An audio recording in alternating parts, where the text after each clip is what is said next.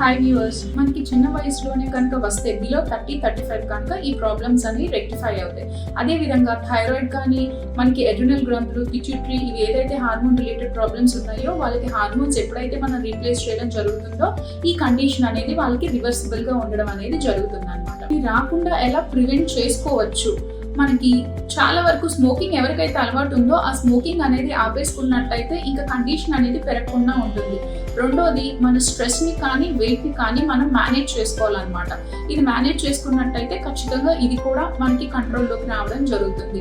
Next వచ్చేసి మనం చాలా వరకు పొల్యూషన్కి కానీ, సన్ ఎక్స్పోజర్ కానీ, చాలా కెమికల్ ఎక్స్పోజర్, ఇప్పుడు కొంతమంది హెయిర్కి కలర్ అనేది వేయడం జరుగుతుంది. అదేవిధంగా హెయిర్ స్టైలింగ్కి మనం heat treatments up to 2000 degree centigrade వరకు స్ట్రైట్నింగ్కి వాటిలో వాడతారు.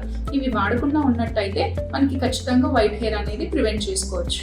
మరిన్ని స్కిన్కి, హెయిర్కి యూజ్